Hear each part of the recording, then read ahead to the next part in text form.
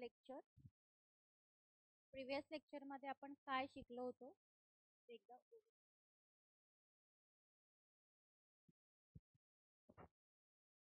Previous lecture मध्ये आपण कोणते कोणते टॉपिक सुरू केले होते त्याचे एकदा टॉपिक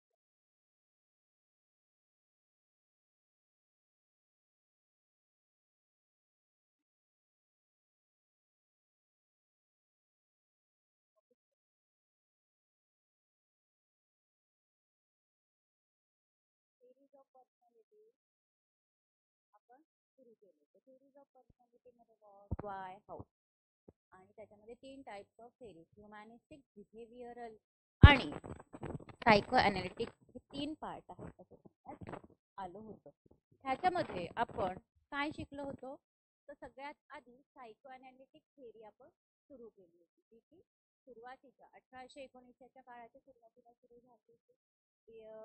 हे सिग्मंड फ्राईडनी एक टेक्निक इथे डेव्हलप केली होती, ज्या टेक्निकचं नाव होतं सायको अनालिसिस, जी वापरल्या जात होती फक्त आणि फक्त मेंटल डिसऑर्डरची ट्रीटमेंट करण्यासाठी. ठीक आहे. आता psychoanalytic theory of personality मध्ये पण 4-5 पार्ट डिव्हाइड करण्यात आले होते. त्यातला पहिला पार्ट होता the conscious, the pre conscious आणि द अनकॉन्शियस. ठीक आहे, हा होता पहिला पार्ट. सेकंड पार्ट होता the ego and the super ego, already डिटेलमध्ये एक्सप्लेन करण्यात आलेलं आहे. तिसरा पार्ट आहे डिफेन्स मेकॅनिझम. चौथा सायकोसेक्शुअल स्टेजेस ऑफ डेव्हलपमेंट. पाचवा Freud psychosexual development of theory. ठीक आहे. सो हा भाग आपला कंप्लीट झाला होता. त्यानंतर आपण काय शिकलो होतो तर हा जी सायको अनालिटिक थिअरीचा पहिला पार्ट आहे, द कॉन्शियस, द अनकॉन्शियस आणि प्री कॉन्शियस मध्ये नेमकं काय म्हटलेलं आहे ते आपण इथे चर्चा केली होती. द कॉन्शियस मध्ये काय म्हटलं होतं वेळेमध्ये इन्फॉर्मेशनच्या कॉन्टेक्स्टमध्ये. तर प्री कॉन्शियस मध्ये इन्फॉर्मेशन जी जी आउटसाइड आहे त्याच्यावरती आपण अटेन्शन पे करतो, पण रेडिली इथे आवश्यकता कशाची आहे, फेवरेबल सिच्युएशन. थर्ड याच्यामध्ये द अनकॉन्शियस मध्ये थॉट, फिलिंग, इम्पल्स, मेमरी ह्याचं अनमॅनेजमेंट झालेलं. त्यानंतर आपण इगो आणि सुपर इगोवर चर्चा केली होती. हे प्रायमरी टर्म आहे, अनकॉन्शियस स्टेज असलेली. इगो ही कंपोनेंट आहे जे मॅनेज केले जातात. सेकंडरी टर्म आहे जी याच्यावर जे आपले थिंकिंग प्रोसेस वैशिष्ट्यीकृत केले गेलेले आहे सुपर इगोच्या द्वारे. आणि सुपर इगो मध्ये आहे मोरल कंपोनेंट. ठीक आहे, एवढा पार्ट आपला कंप्लीट झाला होता.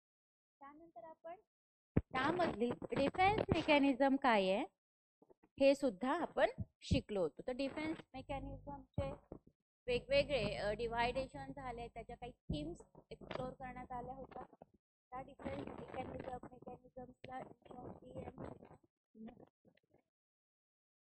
थॉट, बरोबर. Repression, reaction formation, projection, rationalisation, displacement, denial, regression आणि सबस्टिट्यूशन असे डिफेन्स मेकॅनिझम मध्ये आपण 8 पॉइंटवर चर्चा केली होती आणि त्या शब्दांची तुम्हाला मी समजून घ्यायला सांगितले होते. ठीक आहे. त्यानंतरचे त्यानंतरचा टॉपिक होता psychosexual stages of development. Total 5 types of psychosexual डेव्हलपमेंटच्या स्टेजेस आहेत. हा चार्ट ऑलरेडी मी तुम्हाला लिहून दिलाय, तरी पण लिहून हवंय का, हवंय का लिहून? हवा असेल तर करूया. चल करूया. Psychosexual stages of development.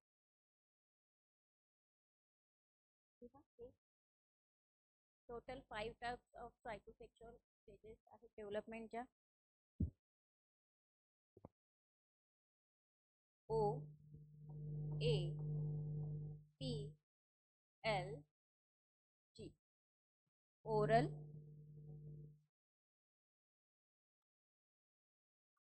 anal, phallic, latency आणि जी जेनायटल. ठीक आहे, ह्या टोटल 5 स्टेजेस आहे सायकोसेक्शुअल डेव्हलपमेंटच्या. लिहून घ्या.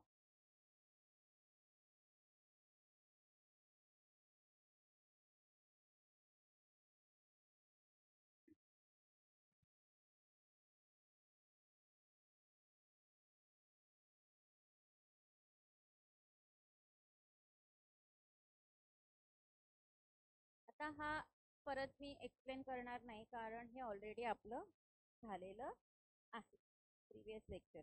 ठीक आहे, हे काय मी परत तुम्हाला एक्सप्लेन करणार नाही, तुम्हाला लिहून घ्यायचं. आता स्टेज जे आहे त्या ओरलचा एज रेंज आहे 0 ते 1 वर्ष. त्याची इरोगमस झोन आहे माउथ, म्हणजे तोंडाच्या वाटे होणारी ही प्रक्रियेची स्टेज. आता त्याच्यामध्ये ओरली ॲग्रेसिव्ह सायन्स असतात. त्याच्यामध्ये चावणं, गिळणं, एंड ऑफ पेन्स म्हणजे चिविंग गम्स और एंड ऑफ पेन्स म्हणजे पेन जर मिळाला मुलांच्या हातात 0 ते 1 वर्षाचा, त्याचा जो 2 पार्ट असतात, एक टोक आणि एक खाली. तर ते टोक खालची बाजू ती दातांनी चावणे असं एक असतं. ओरली पॅसिव्ह मध्ये काय असतं तर सायन्स त्याच्यामध्ये इन्क्लूड असतात स्मोकिंग, इटिंग, किसिंग, फिलेशन, मिलिगस. आता हे जे फिक्सेशन आहे ह्या स्टेजवरचं, तर हे पॅसिव्हिटी, गिलिबिटी, इमॅच्युरिटी आणि मॅनिप्युलेटिव्ह पर्सनॅलिटी ह्याच्यातनं शो होते. कारण ह्याच्यामध्ये 0 ते 1 वर्ष वयोगट येतात, त्यांना कळत नाही की नेमकं आपलं काय होतंय. ठीक आहे, इथपर्यंत क्लिअर झालं? ओके. दुसरी स्टेज आहे ॲनल स्टेज. ॲनल स्टेजचा वयोगट आहे 2 ते 3 वर्ष. बॉवल अँड ब्लॅडर एलिमिनेशन होतं मग त्याच्यामध्ये. ॲनलचं रिटेंटिव्ह ऑब्सेन्शन आहे ऑर्गनायझेशन बरोबर किंवा एक्सेसिव्ह नीटनेस बरोबर. ॲनल एक्सपल्सिव्ह जे आहे ते रेकलेस आहे, केअरलेस आहे, डेफिएंट आहे, डिसऑर्गनाइज आणि कोप्रोफिलियाक पण आहे.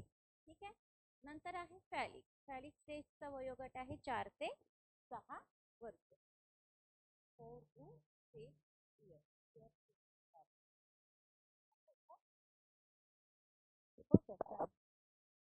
ॲनल स्टेजचा होता 2 to 3 years. 2 to 3 years. Oral stage होती आपली 0 ते 1 वर्ष. 0 to 1 year. ठीक आहे, आता फॅलिक स्टेज जी आहे 4 to 6 years चे त्याचे जेनायटलचं डेव्हलपमेंट होत असतात. 2 कॉम्प्लेक्स सांगितले, एक ऑडिपस कॉम्प्लेक्स आणि दुसरा इलेक्ट्रो कॉम्प्लेक्स. आता ओडिपस कॉम्प्लेक्स मध्ये जी मुलं आहेत ते फक्त जे according to Freud, Sigmund Freud असं म्हणतात की त्यांचं अटॅचमेंट त्यांच्या आईशी जास्त असतं, अपोजिट सेक्सशी जास्त असतं आणि त्यांच्यामध्ये लव्हिंग केअरिंगचं रिलेशनशिप मेंटेन होतं. इलेक्ट्रो कॉम्प्लेक्स हे मुलींमध्ये दिसून येते. तिचं मुलीचं नातं हे वडिलांबरोबर अधिक घट्ट होतं आणि हे जे म्हटलं in girls only, later develop by car jump. लिहून घ्या. लॅटेन्सी 7 to 10 years आहे. 7 to 10 years, 7 ते 10 वर्ष अंटिल प्युबर्टी पर्यंत.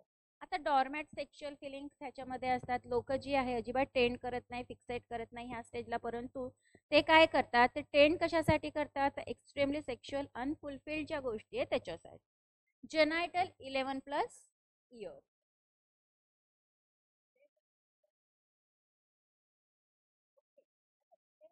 इयर्स मध्ये काय म्हटलंय तर प्युबर्टी आणि प्युबर्टीच्या बियॉन्ड बाउंड्री स्टेज.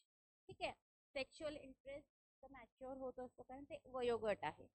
आता कॉन्सिक्वेन्सेस जर बघायचे ह्या फिक्सेशन मध्ये, ह्या स्टेज मध्ये, तर फ्रिजिडिटी आहे, इम्पॉर्टन्स आहे, अनसॅटिस्फॅक्टरी रिलेशनशिप सुद्धा दिसून येत.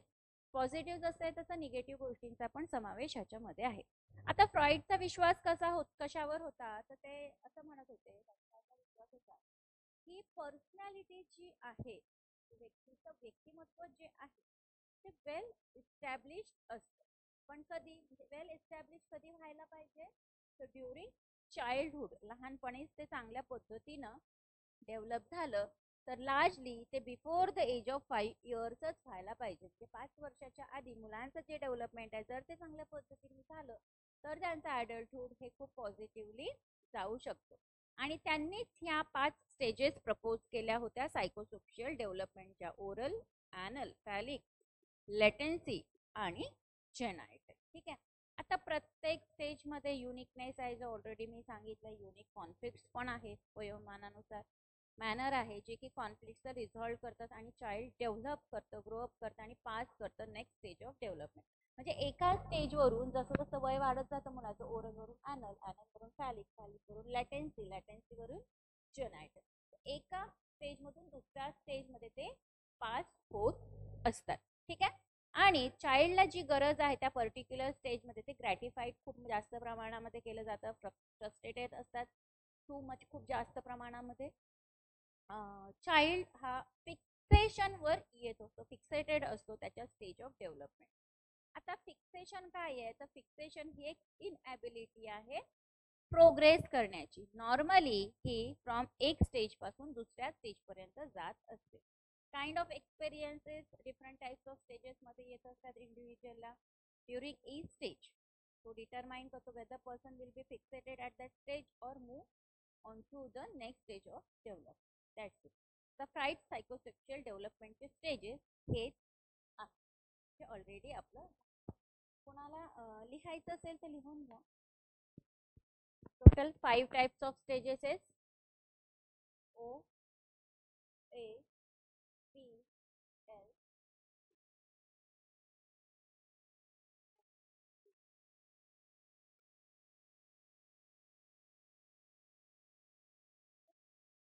O, A, C, L. Psychosexual stages of.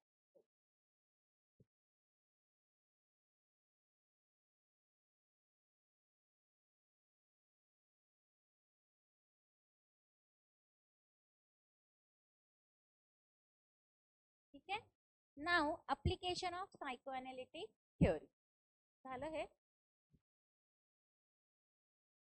Application of psychoanalytic theory.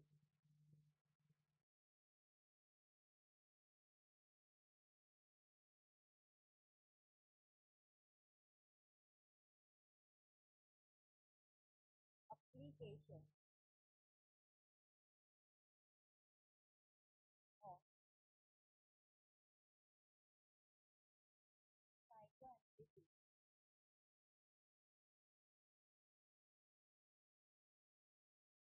Theory.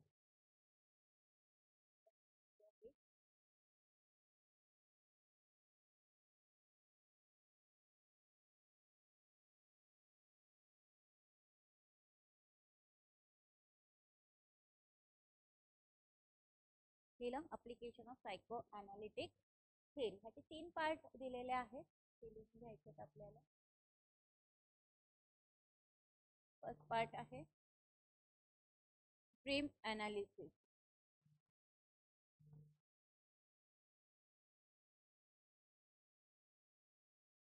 Dream analysis. दुसरं आहे पॅराफ्रेक्सिस.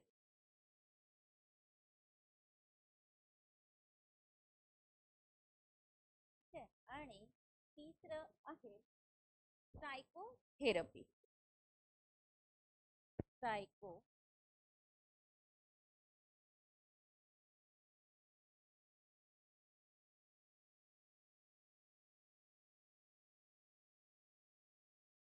सायकोथेरपी. तर अप्लिकेशन जे म्हणजे ज्या पद्धतीनं आपण अप्लाय करतो ही सायकोअनालिटिक थिअरी, त्याचेही 3 पार्ट इथे दिलेले आहे. पहिला आहे ड्रीम अनालिसिस, दुसरा आहे पॅराप्रेक्सिस आणि तिसरं आहे सायकोथेरपी. आता जसं मी प्रिव्हियस लेक्चरमध्येही सांगितलं आहे की सिगमंड फ्राईड हे जे होते सायकोलॉजिस्ट होते, असे व्यक्ती होते की त्यांनी त्यांच्या आयुष्यातला जास्तीत जास्त वेळ हा मेंटल डिसऑर्डरच्या ट्रीटमेंटवर घालवलेला आहे. आता पेशंटची mental disorder, treatment of mental patients, मानसिक आजार असणारे जे पेशंट्स आहेत त्या अशा टाईपच्या पेशंट्सवर ट्रीटमेंट करण्यामध्ये त्यांचा जास्त वेळ त्यांनी घालवलेला आहे. त्यांचा एम काय फक्त ट्रीटमेंट करणं होता का? तर नाही, फक्त ट्रीटमेंट तर करायचीच होती त्यांना, पण नुसतं ट्रीटमेंट करणं त्यांचा एम नव्हता, तर मानसिक अवस्था जी आहे, जी काही डेव्हलपमेंट आहे ह्युमनची पर्सनॅलिटीला धरून, तर ती समजून घेणं सुद्धा इथं त्यांचा दुसरा गोल होता. म्हणजे दोन तत्वांवर त्यांनी काम केली. सिग्मंड फ्रॉइड यांनी ॲज अ सायकोलॉजिस्ट मधून त्यांनी ट्रीटमेंट केली मेंटल डिसऑर्डर्स किंवा मेंटल स्टेज ची इनएबिलिटी असणाऱ्या पेशंट्स बरोबर. सोबतच त्यांनी फक्त एवढंच काम नाही केलं, ते एवढ्यासाठीच ट्रीटमेंट करत नव्हते, तर त्यातनं ते समजून पण घेत होते की ही जी ह्युमन अंडरस्टँडिंग डेव्हलप होत होती त्यांच्यामध्ये, तर ती कशासाठी, तर ह्युमन पर्सनॅलिटीला समजून घेण्यासाठी सुद्धा. आता ह्याच्यामध्ये त्यांनी 3 अप्लिकेशन सांगितले होते सायको अनालिटिक्सचे थेअरीचे. ते त्यांनी एक्सपोज केले होते फ्राईडच्या क्लिनिकल व्ह्यू पॉइंट मधून. म्हणजे हे जे 3 मुद्दे मी बोर्डवर लिहिलेले आहेत, तर ते असेच आले का, नाही. तर जो काही क्लिनिकल एक्सपिरियन्स होता, म्हणजे ज्या पेशंटवर ते ट्रीटमेंट करत होते, त्यातनं त्यांनी काही अनुभव घेतला आणि त्यांनी काही त्यांचे मुद्दे मांडले, त्यांचे एक्सप्लेनेशन दिले. त्यातनं हे 3 मुद्दे पुढे आले. तर पहिलं होतं ड्रीम अनालिसिस. आता सिगमंड फ्राईड ह्यांच्या म्हणण्यानुसार किंवा ह्यांच्या अभ्यासानुसार सगळे जे स्वप्न आहे हे फुलफिल केले जातात, कारण विश फुलफिलर, बिकॉज व्हॉट, तर पर्सन जो आहे हा त्याच्या इच्छा पूर्ण करू शकतो त्याच्या अनकॉन्शियस स्टेट मध्ये. म्हणजे स्वप्न जे बघतो आपण ते काल्पनिक असतं की नाही, किंवा अशी काही स्वप्न असतात की जी आपली स्वप्न ती आपल्याला आपल्या आयुष्यामध्ये सत्यात उतरवायची आहे, पण हे विचार आहे फक्त, ते काही ऍक्च्युअल कृती नाहीये. म्हणून फुलफिल हिज विशेष इन हिज अनकॉन्शियस स्टेट असं त्यांनी म्हटलेलं आहे. आता हे जे अनकॉन्शियस विषयच असतात, अनकॉन्शियस ज्या इच्छा असतात, ह्या बऱ्याच प्रमाणामध्ये चाइल्डहुड मध्ये असतात. म्हणजे लहानपणामध्ये हे जास्त दिसून येते असं त्यांनी म्हटलं. परंतु कधी कधी ज्या आपल्या अपेक्षा असतात, ज्या डिझायर्स असतात, ह्या कन्सोलिडेटेड असतात, म्हणजे एकत्रित येतात with the recent phenomena. Consolidated म्हणजे एकत्रित स्वरूपामध्ये येतात, आणि जो आत्ताचा म्हणजे त्या परिस्थितीचा जो फिनॉमिना आहे, जो विषय चालतोय त्या कॉन्टेक्स्ट मध्ये ते असतात. तिथे खूप सारे टाइप्स आहे सेल्फ प्रोसेसिंगचे. मोस्ट इम्पॉर्टंट टाइप जी आहे ती कंडेन्सेशन आहे आणि डिस्प्लेसमेंट सुद्धा आहे. That it. ठीक आहे. दूसरा आहे पॅराफ्रेक्सिस. दूसरा आहे पॅराफ्रेक्सिस. पॅराफ्रेक्सिसचं मला कोणी मराठी मीनिंग सांगू शकतं का? त्या दिवशी जसं सांगितलं होतं तसं सांगा.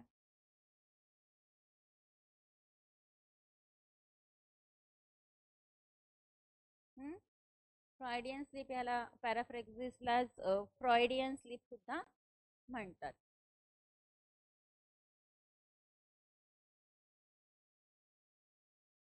ही सुद्धा संकल्पना ह्याच्यामध्ये आहे, पॅराफ्रेक्सिस और फ्रॉइडियन स्लीप.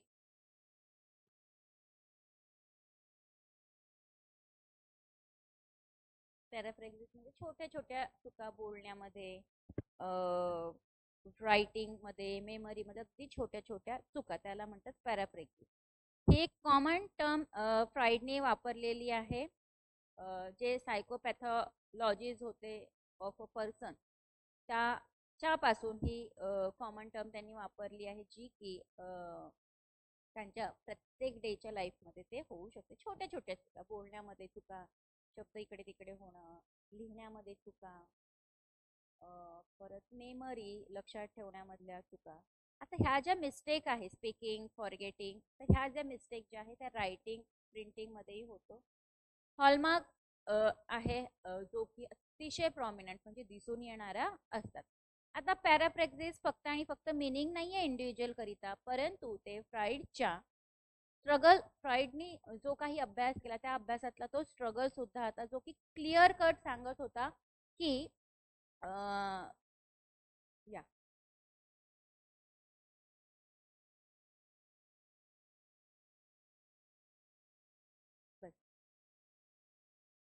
फ्राईडचा जो स्ट्रगल होता अभ्यासाचा, त्यांनी त्यांना सांगितलं होतं की हे क्लिअर कट आहे, हे काही मिनिंगलेस नाहीये. त्याला मिनिंग आहे, हा कम्प्लिटली मिनिंगलेस नाहीये, परंतु अनकॉन्शियसच्या गरजा आहे लोकांच्या ह्या आयडेंटिफाय केल्या जातात जशा त्या खूप जास्त प्रमाणामध्ये डॉमिनंट असतात. म्हणूनच फ्राईडनी हा सुद्धा प्रयत्न केला होता की त्यांनी प्रूव्ह केलं होतं की even day to day human behaviour आहे त्याला सुद्धा काही कारण आहे जे की मिनिंगलेस दिसू शकतं. म्हणजे बऱ्याचशा प्रमाणामध्ये इथं आपण म्हणू शकतो की डे टू डे लाईफमध्ये काही मिनिंगलेस गोष्टी असतात. बऱ्याचशा वेळी आपण अनवॉन्टेड ठिकाणी किंवा विनाकारणाने पण टाइमपास करत बसतो कुठल्याही गोष्टीला. आत्ता जर याचं रिसेंट उदाहरण द्यायचं झालं तर आपण रील्स बघणं वगैरे ज्याला म्हणतात की बरीच लोक हे दिवसभर किंवा तासनतास रील बघत बसतात. तर हे मिनिंगलेस गोष्टी आहे डे टू डे लाईफ मधल्या असं त्यांनी म्हटलं की हे जे बिहेवियर आहे त्यांनी काय प्रूव्ह करण्याचा प्रयत्न केला की बऱ्याच गोष्टीमध्ये डे टू डेच्या ज्या ऍक्टिव्हिटीज आहे की आता डे टू डेच्या ऍक्टिव्हिटीज एक 10 वर्षापूर्वी जर आपण बघितलं तर त्यावेळी काही सोशल मीडिया एवढा ऍक्टिव्ह नव्हता की त्यावेळी काही इंस्टाग्राम एवढं ऍक्टिव्ह नव्हतं, व्हॉट्सअप नव्हते, परत यूट्यूब एवढं काही लोक वापरत नव्हते आणि त्यातनं रील बनवण्याचं प्रमाण सुद्धा फार कमी होतं. तर एक एक्झाम्पल आपण तिथे कन्सिडर करू शकतो. पॅराफ्रेक्झिस मध्ये प्रयत्न केलाय की त्यांनी प्रूव्ह करण्याचा की डे टू डे बिहेवियर आहे व्यक्तीचा त्याच्यामध्ये थोडासा डॉमिनन्स आलेला आहे. ठीक आहे. आता कॉन्शियस अनकॉन्शियस माइंड जे आहे व्यक्तीचं म्हणजे जसं फ्राईडने सांगितलं की त्यांनी फक्त आणि फक्त मेंटल डिसऑर्डर्सवर ट्रीटमेंट करणं हे त्यांचं एकमेव उद्देश नव्हतं. त्यातनं त्यांनी समजून पण घेतली व्यक्तीची पर्सनॅलिटी कशा पद्धतीचं आहे. त्यातनं त्यांना अनेक गोष्टी पुढे आल्या. ही झाली पॅराफ्रेक्झिस किंवा फ्रायडियन स्लीप पण त्याला म्हणतात. कन्फ्यूज व्हायचं नाही. परीक्षेमध्ये जर प्रश्न आला तर इथे कन्फ्यूज व्हायचं नाही. होऊ शकतं की अप्लिकेशन जे आहे सायको अनालिटिक थेअरीचं त्याच्या स्टेजेस जर तुम्हाला विचारला तर पॅराफ्रेक्झिस ऐवजी तुम्हाला फ्रायडियन स्लीप सुद्धा शब्द परीक्षेमध्ये देऊ शकतात. हे घ्या. नाव सायकोथेरपी हे थेरप्युटिक ऍसेस मध्ये वापरलेलं आहे.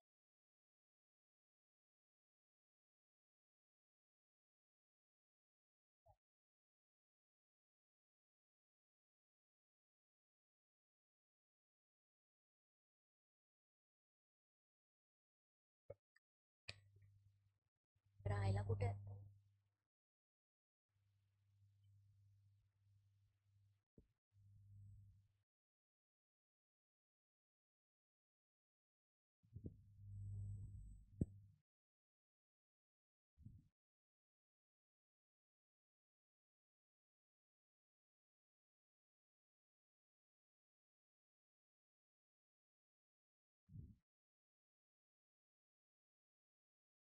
सायकोथेरपीलाच अजून दुसराही शब्द आहे फ्रॉइडियन मेडिसिन. सायकॅट्रीमध्ये मेंटल डिसऑर्डर्समध्ये मेंटल इलनेसेसमध्ये जास्तीत जास्त ज्या पद्धतीनं सायकॅट्रिस्ट मेडिकेशन्स देतात, गोळ्या औषधं देतात, त्याच पद्धतीनं त्यांचं एक अल्टरनेटिव्ह ट्रीटमेंट ही थेरपी सुद्धा आहे की वेगवेगळ्या थेरपीच्या द्वारे सुद्धा आपण व्यक्तीमध्ये पॉझिटिव्ह बदल घडवून आणू शकतो. सायकॅट्री डिपार्टमेंटमध्ये ज्यांनी काम केलं असेल त्यांना माहिती आहे की मेडिकल अँड सायकॅट्रीमध्ये डिफरंट टाइप्स ऑफ थेरपी आपण वापरतो. रेसिडेन्शियल सेटअप आहेत सायकॅट्रीचे मनोविकार तज्ज्ञांचे. आता ज्यांचं मेडिकल अँड MPSW स्पेशलायझेशन होतं त्यांना हे जास्त क्लिअर होतं की त्याच्यामध्ये वेगवेगळ्या थेरपीज म्हणजे आता फ्रायडियनने कुठल्या वापरल्या ते आपण बघणार आहोत. पण डिफरंट टाइप्स ऑफ थेरीज आहे. Music therapy, dance therapy, vegetable cutting therapy as a therapy म्हणून वापरतो. म्हणजे काय तर डे टू डे फंक्शनिंग म्हणजे दिवसभरात जे काही आपण काम करत होतो त्याचं डिसफंक्शन झालंय ते आपण करू शकत नाही. तर ह्या ज्या थेरपीज पूर्वी लोक नॉर्मली डान्स करणं किंवा गाणी ऐकणं, गाणी गुणगुणणं, घरात असेल तर भाज्या कट करणं, स्वयंपाक करणं, मुलींच्या म्हणजे ॲज अ फिमेल कॅटेगरीमध्ये जर आपण बघितलं, मुलांमध्ये किंवा पुरुषांमध्ये बघितलं तर बाजारात जाऊन भाज्या घेऊन यायचं, त्याचं सेग्रिगेशन करायचं, त्या व्यवस्थित ठेवायच्या, कपड्यांच्या घड्या घालायच्या, आंघोळ करायची. हे जे डेली फंक्शनिंग आहे हे आता होत नाहीये कारण त्यांच्याकडून ते होतच नाहीये. ह्याचं कारण काय तर कुठंतरी काहीतरी त्यांच्या थॉट प्रोसेसमध्ये मेंटल मानसिक ह्याच्यामध्ये गडबड झालेली आहे आणि हे कम्प्लीट एक ब्रेनशी संबंधित असणारं कंपोनंट आहे किंवा आजार आहे. कंपोनंट नाही म्हणता येणार, आजार आहे की काहीतरी केमिकल इम्बॅलन्स होतो तेव्हा हे डिस्फंक्शन व्यक्तीच्या डे टू डे लाईफमध्ये दिसून येतं. तर आता ह्या ज्या सायकोथेरपी वेगवेगळ्या ह्यांनी वापरल्या, तर मी माझ्या अनुभवाने सांगेल की सायकॅट्री सेटअपमध्ये जर तुम्ही फील्डवर्क केलं तर त्यावेळी तुम्हाला डिफरंट टाईप्स ऑफ थेरपीज तुमच्या गटाबरोबर घ्यायला लागतात. कारण तुम्ही असं नाही ना, नॉर्मल लोकांबरोबर सध्या काम करत नाहीये. सायकॅट्रीमध्ये त्यांना काहीतरी प्रॉब्लेम झालाय, ते रेसिडेन्शियल सेटअपमध्ये ट्रीटमेंट घेण्यासाठी आलेले आहेत. Different types of psychiatry disorders तुम्हाला माहीत असायला पाहिजे. OCD काय आहे, सोमॅटिक डिसऑर्डर्स काय आहे, बायपोलर डिसऑर्डर्स काय आहे, स्किझोफ्रेनिया काय आहे, अँझायटी काय आहे, डिप्रेशन काय आहे, हे सगळे डिसऑर्डरची थोडी तरी तुम्हाला माहीत असायला पाहिजे. सगळ्यांनाच असायला पाहिजे, कारण आता आपल्या फील्डमध्ये असं नाही आहे की हे स्पेशलायझेशन आहे म्हणून मी त्या स्पेशलायझेशनच्या फील्डमध्ये काम करतो. जिथे अपॉर्च्युनिटी मिळेल तिथे आपल्याला काम करायला लागतं. म्हणून त्या स्पेशलायझेशनची माहिती असणं आपल्याला गरजेचं आहे. आपल्या सिलेबसमध्ये नेटच्या सिलेबसमध्ये सुद्धा त्यांनी छोटे छोटे पार्ट दिलेले आहेत. फॅमिली बरोबर काम करत असताना आपण काय करतो, चाइल्ड बरोबर काम करत असताना आपण कसं आपल्या स्टेप्स असल्या पाहिजे इंटरव्हेन्शनच्या, सायकॅट्री सेटअपमध्ये, मेडिकल सेटअपमध्ये, क्लिनिकल सेटअपमध्ये, कम्युनिटी ऑर्गनायझेशनमध्ये, डिफरंट टाईप्स ऑफ कम्युनिटीज. आता व्हर्च्युअल कम्युनिटी खूप एक ॲड झाली आहे आपल्या सिलेबसमध्ये. थोडासा पार्ट त्याचा दिला आहे. व्हर्च्युअल कम्युनिटी म्हणजे जे इंटरनेटच्या माध्यमातून चालते आणि त्याला कुठलंही जिओग्राफिकल लिमिटेशन नसतं. ते आता आपण URCD मध्ये किंवा TrueCD आता त्याला म्हणतात, ट्रायबल डेव्हलपमेंट, अर्बन डेव्हलपमेंट आणि रुरल डेव्हलपमेंट असं करतो.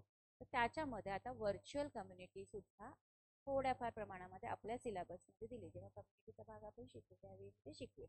व्हर्च्युअल कम्युनिटी म्हणजे काय, तर इंटरनेटच्या माध्यमातून चालणारी. आता मी इथे आहे, विदेशातला माझा एक मित्र असू शकतो, पण माझी जी भौगोलिक सिच्युएशन आहे, मी त्या विदेशात आहे का त्याच्याशी मैत्री करायला, नाही. तर मी इथूनही त्याची मैत्री करू शकते, त्याच्याशी कम्युनिकेशन करू शकते, ईमेल्सच्या माध्यमातून, चॅटिंगच्या माध्यमातून, सोशल मीडियाच्या माध्यमातून. ह्याला म्हणतात व्हर्च्युअल कम्युनिटी. आता मी जे आहे त्या समजा मी एखादा सोशल इश्यू घेऊन काम करते, फॉर एक्झाम्पल चाइल्ड मॅरेज और चाइल्ड लेबर. तर माझ्यासारखी अनेक लोक आहेत जे वेगवेगळ्या ठिकाणी त्याच विषयाला धरून काम करते. आता हे करत असताना मला ते शोधायला लागेल, बरोबर. हे शोध झाल्यानंतर माझं कम्युनिकेशन, माझं नेटवर्किंग त्यांच्याबरोबर होते आणि त्यांच्यासारख्या अनेक लोकांबरोबर जगाच्या पातळीवर कनेक्ट होऊ शकते. त्याला म्हणतात व्हर्च्युअल कम्युनिटी. इथं कुठलंही रक्ताचं नातं नसतं, कुठलीही जात नसतं, कुठलाही धर्म नसतो. व्हर्च्युअल कम्युनिटी ही इंटरनेटच्या माध्यमातून चालणारी कम्युनिटी समुदाय असं म्हणतात. सायकोथेरपीमध्ये फ्रायडेन मेडिसिन पण ह्याला म्हणतात. सायको अनालिटिक थेरपीला ह्याचं एक मेन एम काय होता, तर फक्त आणि फक्त त्या व्यक्तीची सिच्युएशन समजून घेणं आणि ती जी सिच्युएशन व्यक्तीची झाली आहे, डिस्फंक्शन जे झाले, त्याची नेमकी कारण काय आहे, त्याचं मिनिंग काय आहे, त्यांचं इम्पॉर्टन्स काय आहे, हे आपल्याला पुढे आणायचं असतं असं फ्राईडने सांगितलं होतं. कारण ह्या डिझायर्स असतात अनकॉन्शियस माइंड मधल्या. जसं ड्रीम मध्ये मी पहिल्या मुद्द्यामध्ये सांगितलं की मोस्टली हे चाइल्डहुडमध्ये दिसून येतं. काल्पनिक जग ह्याला पण म्हणता येईल ड्रीम अनालिसिसला, की जे काही स्वप्न आपण बघतोय त्याचं विश्लेषण. ठीक आहे. तर सायकोथेरपीमध्ये इगो, पर्सनचं परसेप्शन, रिअल वगैरे सगळं येतं. फ्रायडने ह्याच्यामध्ये 2 टेक्निक वापरल्या होत्या. Unconscious desires of the patient into consciousness. त्याला आपण म्हणतो इंडिपेंडेंट असोसिएशन. ठीक आहे. 2 टेक्निक लिहून घ्या.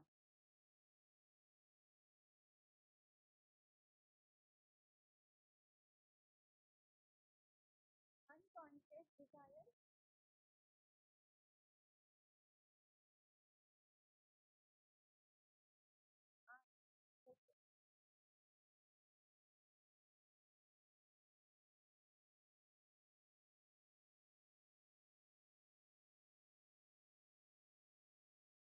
आता ही जे अनकॉन्शियस डिझायर्स आहे पेशंटच्या, ह्या कॉन्शियस मध्ये आणायच्या, ज्या की इंडिपेंडंट असोसिएशन मध्ये आहे. कॉन्शियस आणि पुढे एरो करून घेणं, इंडिपेंडेंट असोसिएशन. स्वतंत्रपणे संघटन कशाचं करायचं आहे, तर त्यांनी स्वतःच्या गटाचं करायचं आहे. आता फ्राईड काय म्हणतात, त्यांनी ह्या ज्या 2 टेक्निक दिल्या आहे, ह्या कशामध्ये आपण बघतो, तर अनकॉन्शियस डिझायर्स मध्ये. डिझायर्स म्हणजे इच्छा, अपेक्षा वगैरे जे वाटणं आहे ते पेशंट, ते कॉन्शियसनेस मध्ये आणायचं इंडिपेंडेंट असोसिएशन मध्ये. आणि तेच जे आपण आणतो तो पहिला जो मुद्दा होता ड्रीम अनालिसिसचा त्या कॉन्टेक्स्टमध्ये आपल्याला हे बघायचंय. म्हणजे ह्या सायकोथेरपी वापरून पेशंटवर त्यांना त्यांच्या पूर्ववत स्टेजमध्ये आणण्याचा प्रयत्न इथे फ्राईडने केलेला आहे. हा एक स्टार्टिंग पॉइंट होता. परंतु जी ही इंडिपेंडेंट असोसिएशनची प्रक्रिया होती, हे कंपॅनशिप होती, जी अजूनही जर बघितलं तर इझी नव्हती, सोपी नव्हती. ती इम्प्लिमेंट करायला देखील तुमच्याकडे तेवढं प्रॉपर नॉलेज असायला लागतं आणि खूप सारे पेशंट हे करण्यामध्ये असमर्थ ठरतात. त्यांना सक्सेस मिळत नाही ॲज अ राईट सेन्समध्ये. केलं पण जाईल, पण ज्या पद्धतीनं व्हायला पाहिजे त्या पद्धतीनं होत नाही, कारण इथे काहीतरी अनकॉन्शियस गोष्टी आहेत. ठीक आहे. ड्रीम अनालिसिस पेशंटसाठी आहे. पॅराफ्रेक्सिस आहे. पॅराफ्रेक्सिसमध्ये मी सांगितलं की काहीतरी चुका होणे लिहिण्यामध्ये, बोलण्यामध्ये, मेमरीमध्ये, प्रिंटिंगमध्ये, त्याला आपण म्हणतो पॅराफ्रेक्सिस. ड्रीम अनालिसिस म्हणजे जे काही काल्पनिक जग आहे ते. आणि सायकोथेरपी म्हणजे काय, तर सायकोथेरपी हे वेगवेगळ्या पेशंट्सवर ट्रीटमेंट करण्याच्या डिफरंट टाइप्स ऑफ थेरीज आहे, जिथे इथे पेशंट रिपोर्ट करत असतात ड्रीम्स टुमॉरल ड्युरिंग ट्रीटमेंट. म्हणजे स्वप्न जे काही बघितले जातात तर ते स्वप्न इथे आपण सत्यात पण उतरवू शकतो, किंवा काही स्वप्न ही स्वप्नच राहतात, कारण ते अनकॉन्शियस स्टेजमध्ये तो केलेला विचार असतो. That's it. अप्लिकेशन आपण सायको अनालिटिक थेरपीचं 3 टप्प्यांमध्ये करतो. ड्रीम अनालिसिस, महत्वाचे पुढचे आहेत बरं काय, पॅराफ्रेक्सिस ऑर फ्रायडियन स्लीप आणि psychotherapy or Freudian medicine.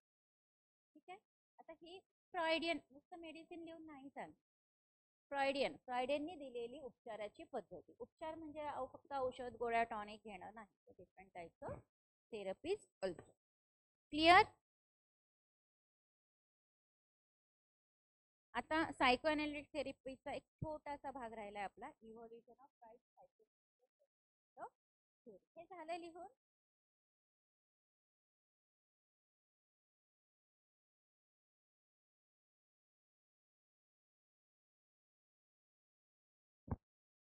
Freud psychosexual development theory.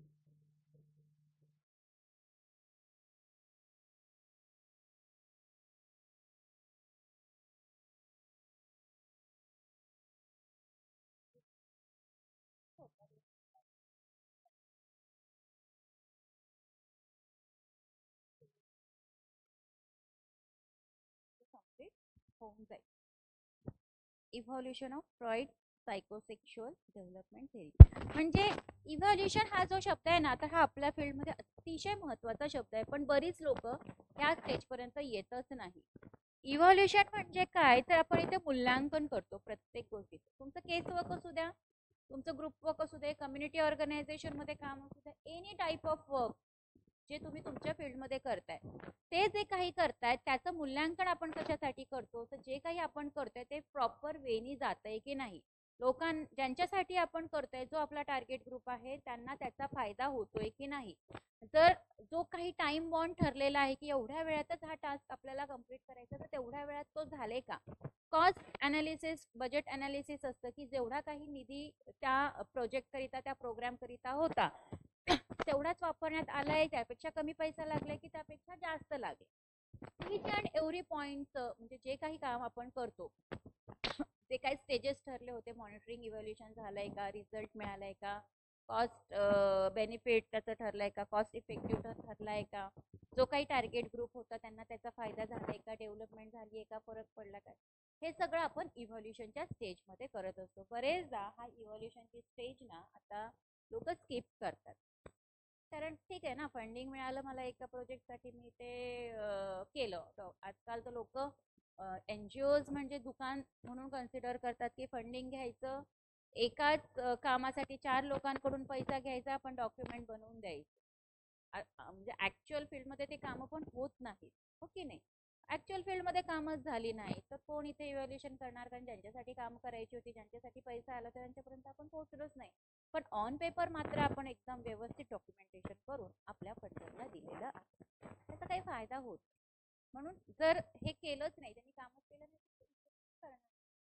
हे फक्त सायको अनालिटिक थेरपीच्या डेव्हलपमेंट थेरीच्या कॉन्टॅक्टमध्ये नाही, तर आपल्या जेवढ्या काही मेथड्स आहेत सोशल वर्कच्या, 6 टाइप्स ऑफ मेथड्स, रिसर्च असू दे, ऍक्शन असू दे, administration, case work, group work, community, काहीही असू दे, ह्या प्रत्येक कामामध्ये इव्होल्युशन असलंच पाहिजे. तुम्ही जर खूप डिटर्मिनेशननी किंवा ह्युमॅनिस्टिक अप्रोचनी किंवा प्रॉब्लेम सॉल्विंग अप्रोचनी जेव्हा काम करतो तर तेव्हा ही गोष्ट मात्र होते. तुमचा डिटर्मिनेशन आणि तुमची ऑनेस्ट लोकांच्या प्रति. आता इव्होल्युशन जे आहे फ्रॉइड सायकोसेक्शुअल डेव्हलपमेंट थेरीचं, तर थेरी जी आहे ही फोकस करते ऑलमोस्ट इंटायर जी गोष्ट आहे, संपूर्ण गोष्ट जी आहे ते मेल डेव्हलपमेंटवर आहे. म्हणजे माणसाला इथं पुरुषाला इथं कॉन्सन्ट्रेट केलं आहे की पुरुष जो आहे पुरुषाचं डेव्हलपमेंट हे लिटिल मेन्शन करतं फिमेल सायकोसेक्शुअल डेव्हलपमेंट. आता सेक्शुअलिटीमध्ये हा जो शब्द आहे की हा फारसे लोक वापरत नाही. इथे महिला तर हे तोंड पण उघडत नाही, ओके. पण इथे काय म्हटलंय, ही जी थेरी आहे ही थेरी कशावर फोकस करते, तर कंपॅरेटिव्हली जर बघितलं तर मेल डेव्हलपमेंटवर फोकस करते आणि खूप कमी प्रमाणामध्ये फिमेलच्या सायकोसेक्शुअल डेव्हलपमेंटवर फोकस करते. हे एक त्याचं इव्हॅल्युशन आलंय.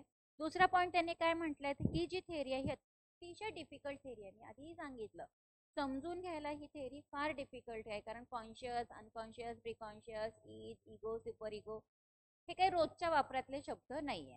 पण ह्या संकल्पना मात्र आपण आपल्या आयुष्यामध्ये वापरतो, पण त्या संकल्पनेलाच हे शब्द वापरतात हे आपल्याला नाही कळत.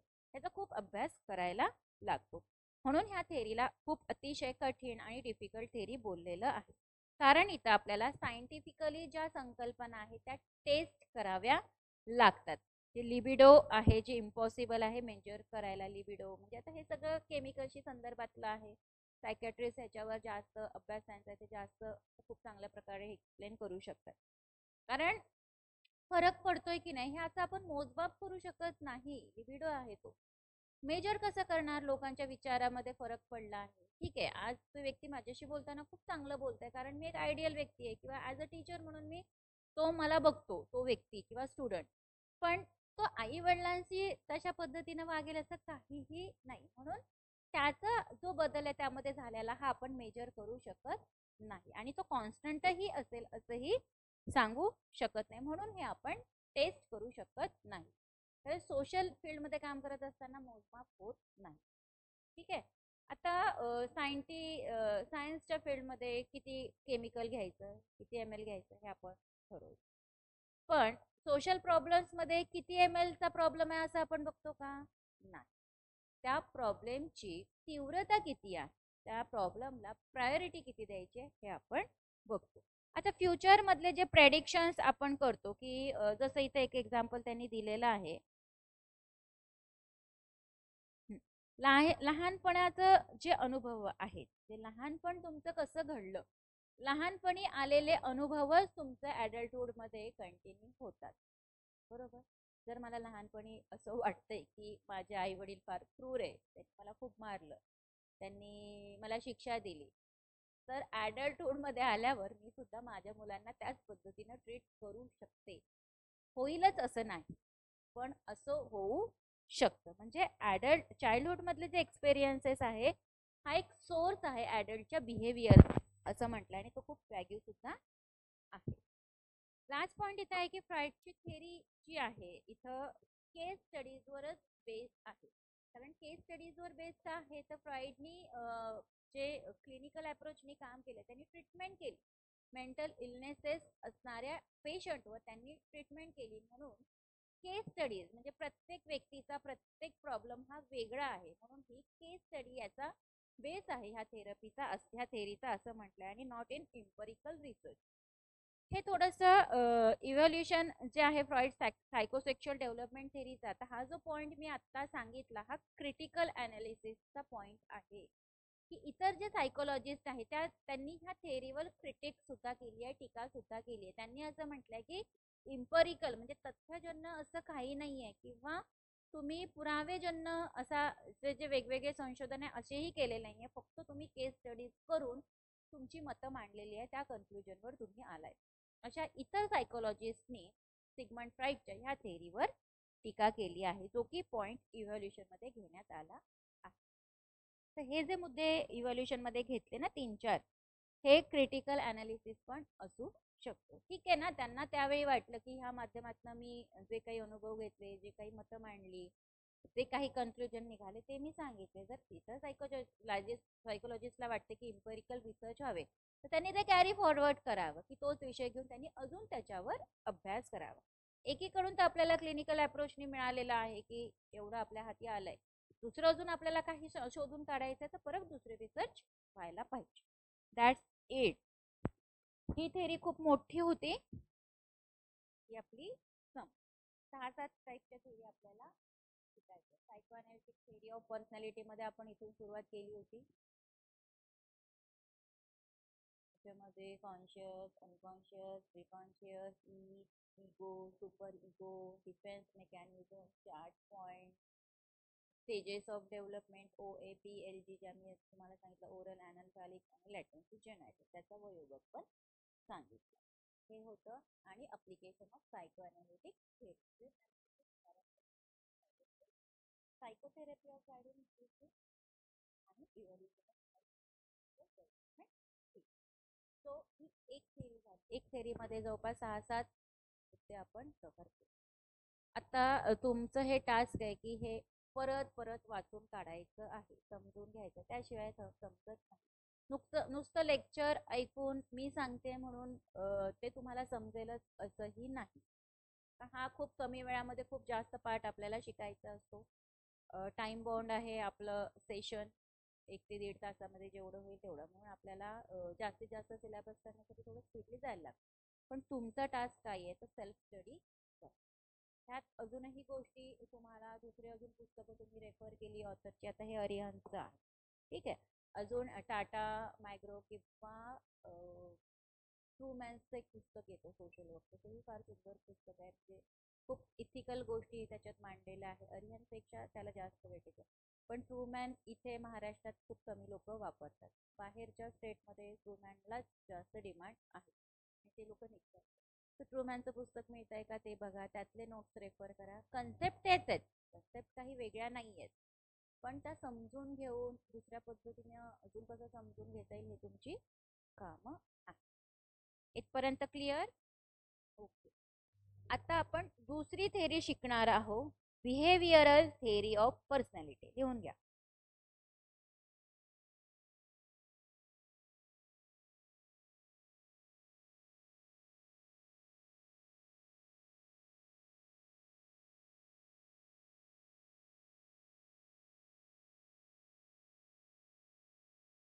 त्याच्याकडे असेल त्याचे लायब्ररीत बसतात त्यांना देतात घरी, माहित नसतं कन्फर्म करून.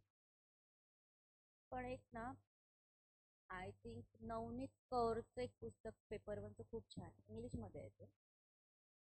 त्याच्यामध्ये ते पेपर वनचे शिकवणं तर म्हणजे थेरी तर सगळीच आहे, म्हणजे MCQs पण दिले आहेत ना त्या पार्टवर.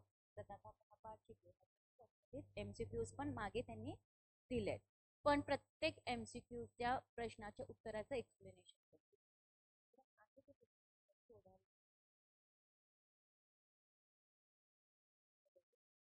हे नाही आहे, कारण इथलं मी सामान सगळं घरी घेऊन गेले.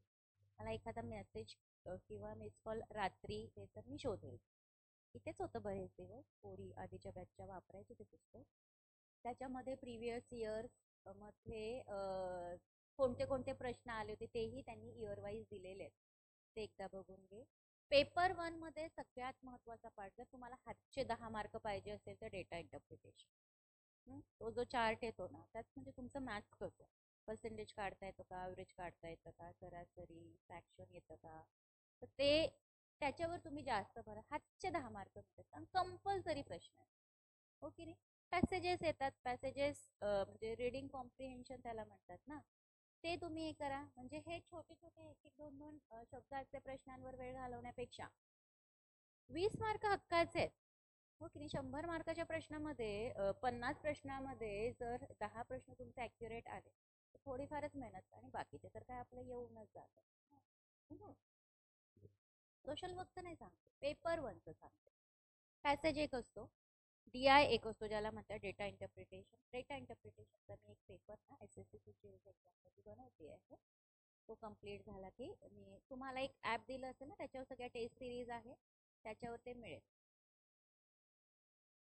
तर ठीक आहे, मी देईल तुला नंतर. तो पेपर बनवणं सुरू आहे, ते झालं की देईल. म्हणजे त्याच्यामध्ये जर आता हा असा चार्ट आला,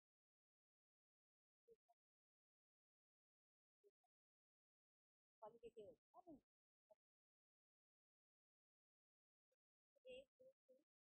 5 प्रश्न एनी टाइप ऑफ क्वेश्चन. पण ह्याचं उत्तर इथे तुम्हाला 4 ऑप्शन दिलेले आहे. तर तुम्ही ऍक्युरेट तुमचं दुसरंच आहे कशावरून सांगाल, तर हा ऍक्युरेट दुसऱ्याचं एक्सप्लेनेशन सुद्धा दिलंय की हे त्याचा आन्सर काय. अजून एक लिंक पण आहे, मी शेअर करेल तुम्हाला, ती पण बघा, खूप छान आहे ती लिंक. पण डेटा इंटरप्रिटेशन तुम्हाला तुमचं हे अकॅडमीचं ऍप आहे त्याच्यामध्ये टेस्ट सिरीज नाही दिसत.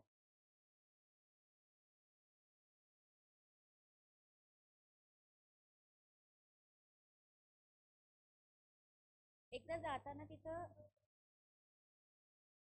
पेपर अपलोड केलेले आहेत, म्हणजे जवळपास 16 सोशल वर्कचे पेपर आहेत.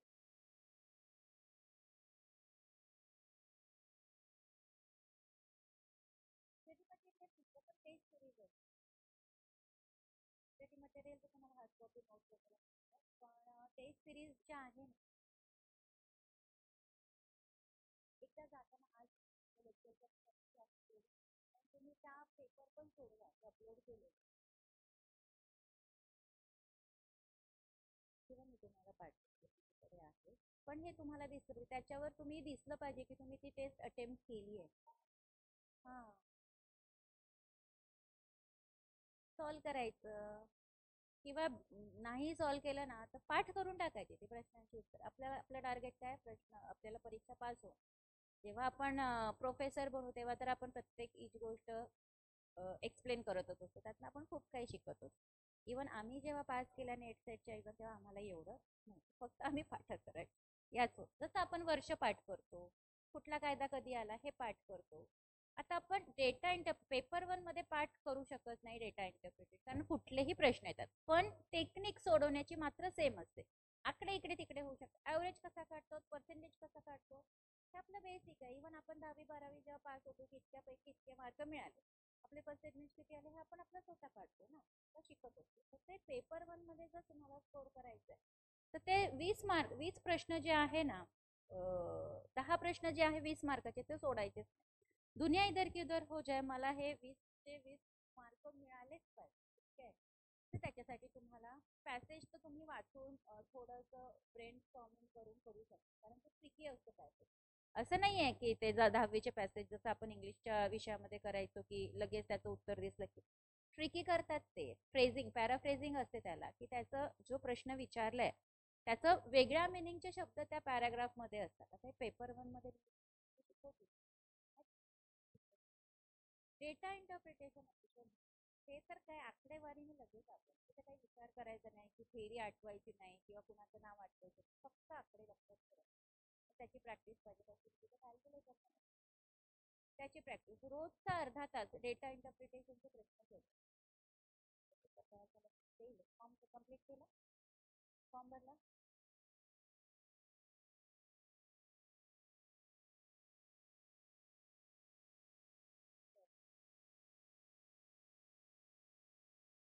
आज इथं लेक्चर संपल्यावर करून बघा.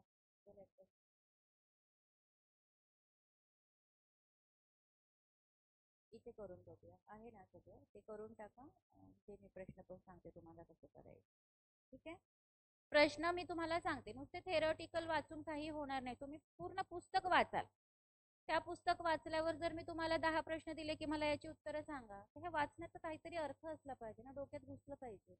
नुसतं वाचून नाही, ते वाचून तुम्हाला ती कन्सेप्ट समजून घ्यायची, तर तुम्ही बाकी एमसीक्यू सोडवू शकाल ना. आता भर तुमचा एक तर कमी वेळ आहे, फक्त आणि फक्त आता ही पुस्तकं वगैरे दिली आहेत ना, ही पुस्तक इथेच असतं, तुम्ही रेफर करू शकता. आता प्रत्येक टॉपिक झाल्यानंतर त्याचे जवळपास 50 ते 100च्या दरम्यान एमसीक्यूज दिलेले असतात, ते तुम्ही लक्षात ठेवा. कुठल्या प्रिव्हियस इयर्सचे क्वेश्चन्स पण ह्याच्यामध्ये दिले आहेत, जुलै 2018, नोव्हेंबर 2000. हे पुस्तक चांगले करू शकता तुम्ही रेफर.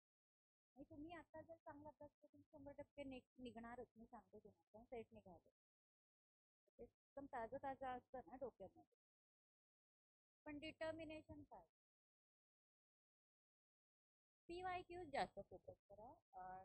पेपर 2चे पेपर 1चे पण काही पेपर डाउनलोड करून घ्या साईटवर, तेवढे पेपर सोडवा. पुस्तकात जेवढी काही पुस्तके तुमच्याकडे, माझ्याकडे पण काही आहेत, ते मी घेऊन येईल. मला फक्त रात्री किंवा काय पिशवीच भरून पेपर 1चं पुस्तक देईल मी तुम्हाला, त्याचा अभ्यास कर. मी काही यावेळी भरणार नाही आहे नीट, माझे वेगवेगळे एक्झाम्स आहेत. ठीक आहे. So next theory, behavioural theory of personality.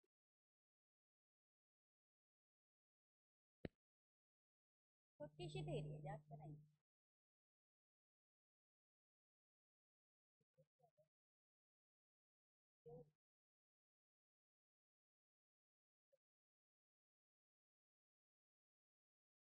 म्हणजे काय, बिहेवियर म्हणजे काय, वर्तनात्मक थेअरी आपल्या कुठल्या कॉन्टॅक्टमध्ये, आपल्या व्यक्तिमत्वाच्या कॉन्टॅक्ट.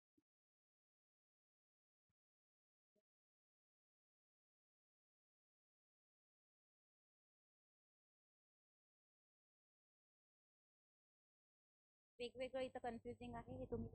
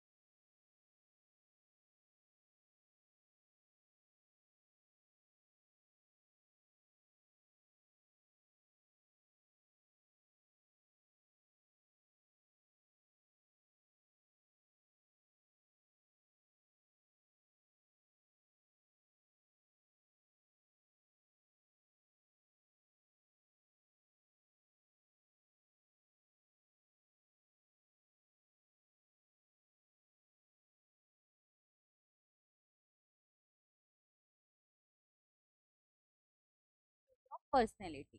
आता हे जे पर्सनॅलिटीचे बिहेवियर थिअरी आहे ही कशावर आहे, तर लर्न बिहेवियर, जे इतरांच्या निरीक्षणाने जे काही आपण शिकतो, की एखादा मूल, कारण डिफरंट टाइप्स ऑफ थेअरीजला कॉन्सन्ट्रेट करतो आपण चाइल्डहुड. तर मूल, जर आपण मुलाला मारलं एखाद्या चुकीसाठी तर तेही मूल उलट मारतं, ओके नाही, किंवा खूप जिद्दी असतं, किंवा त्याची इच्छा पूर्ण नाही झाली तर जमिनीवर लोळतो, खेळणं पाहिजे म्हणजे पाहिजे, चॉकलेट पाहिजे म्हणजे पाहिजे. लहान मुलांमध्ये कसा तो सेन्स डेव्हलप होतो कोण जाणे, की चॉकलेट आणि बिस्किटांचा सेन्स. पण बरेचसे कुटुंब आहेत की चॉकलेट बिस्किट मुलांना देत नाही, तरी पण ते जर त्यांना दिसलं चॉकलेट तरी ते त्यांना खायचंच असतं. ह्याचं कारण काय, तर ते इतरांना खाताना बघत असतात, की हे जे रॅपर आहे त्या रॅपर बघून पण त्यांना कळतं की हे माझ्यासाठी महत्वाचं आहे. खरं तर काही महत्वाचं नसतं, पण हे लर्न बिहेवियर जे आहे ना, तर हे बघून आपण शिकत असतो. ठीक आहे. जे एक्वायर्ड करतं क्लासिकल आणि ऑपरंट कंडिशन. इथे दोन पद्धती दिल्या, क्लासिकल आणि ऑपरंट. क्लासिकल म्हणजे सांगा मला शब्द शोधून, आणि ऑपरंट म्हणजे सांगा. क्लासिकल आणि ऑपरंट. कंडिशनिंग सांगा पटकन, शोधा, गुगल सर्च केलं तर तुमच्या लक्ष 100% राहणार.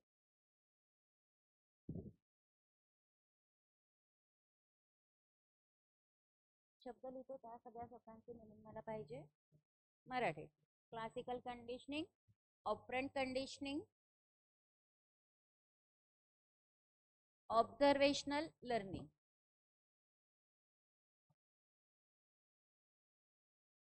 ऑब्झर्वेशनल लर्निंग, रिइन्फोर्समेंट,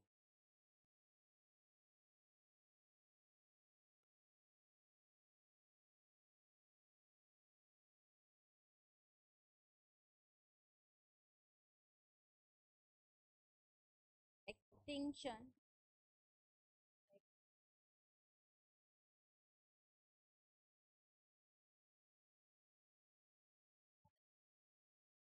तर आहे generalisation and discrimination.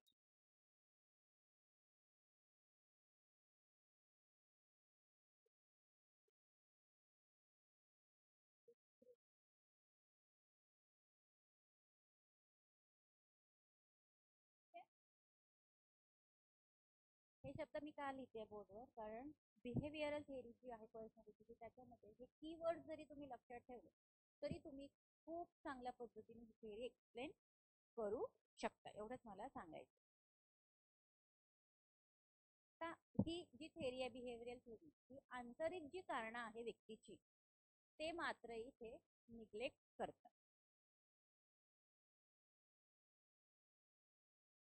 ऑब्झर्वेबल behaviour difference सापडले सगळे शब्द. हा सांगा. क्लासिकल, शास्त्रीय, बंध,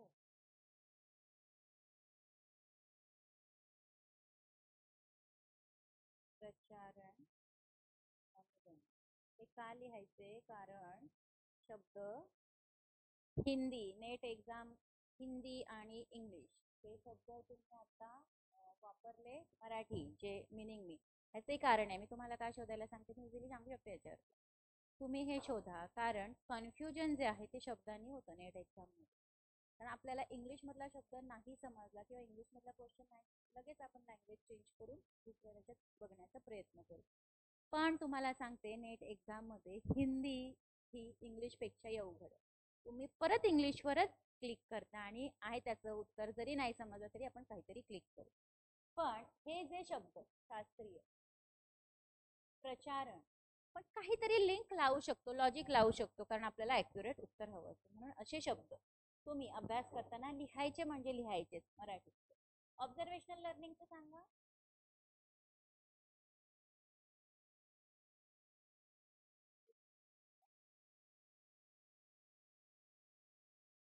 रिइन्फोर्समेंट,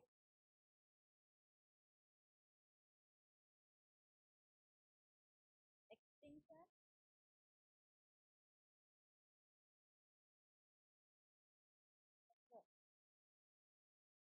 जनरलायझेशन अँड डिस्क्रिमिनेशन,